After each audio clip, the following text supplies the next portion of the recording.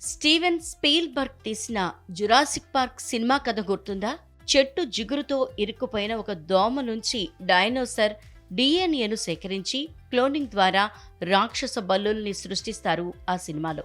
అలా అంతరించిపోయిన డైనోసర్లలాగానే ఎప్పటికైనా మనుషులు కూడా అంతరించిపోతే అచ్చం ఆ సినిమాలో లాగే మనుషులను మళ్లీ మానవ జాతిని పునఃసృష్టించటానికి వీలుగా సౌతాంప్టన్ వర్సిటీ పరిశోధకులు పూర్తిస్థాయి హ్యూమన్ జీనోమ్ను ఒక 5G మెమరీ క్రిస్టల్లో భద్రపరిచారు.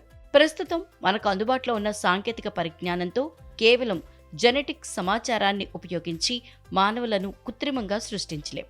కానీ భవిష్యత్తులో ఆ స్థాయి టెక్నాలజీ ఉన్న జీవులు కానీ యంత్రాలు కానీ అంతరించిన మానవ జాతిని మళ్లీ సృష్టించాలని భావిస్తే ఈ సమాచారం వారికి ఉపయోగపడుతుందన్న ఆశాభావంతో ఈ క్రిస్టల్ను తయారు చేశారు.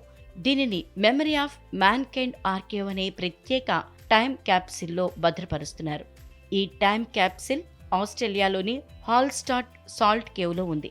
ఇతర డేటా స్టోరేజ్ ఫార్మేట్లలో భద్రపరిచిన డేటా కాలం గడిచే కొద్దీ డీగ్రేడ్ అవుతుందని, కానీ ఈ మెమరీ క్రిస్టల్లో భద్రపరిచిన డేటా కొన్ని వందల కోట్ల సంవత్సరాల వరకు భద్రంగా ఉంటుందని పరిశోధకులు తెలిపారు. 1000 డిగ్రీల సెల్సియస్ దాకా ఉష్ణోగ్రతను, గడ్డకట్టించే చలిని, మంటలను సైతం ఈ క్రిస్టల్ తట్టుకోగలదని, చదరపు సెంటీమీటర్కు 10 టన్నుల తాకిడిని సైతం భరించగలదని, దీర్ఘకాలం పాటు రేడియో ధార్మికతకు గురైనా దీనికి ఏమీ కాదని పరిశోధకులు అంటున్నారు.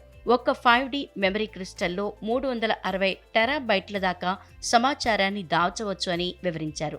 సౌతాంప్టన్ వర్సిటీ పరిశోధకులు అభివృద్ధి చేసిన ఈ 5D memory crystal most durable data storage మెటీరియల్గా 2014లో గిన్నీస్ రికార్డును సాధించింది.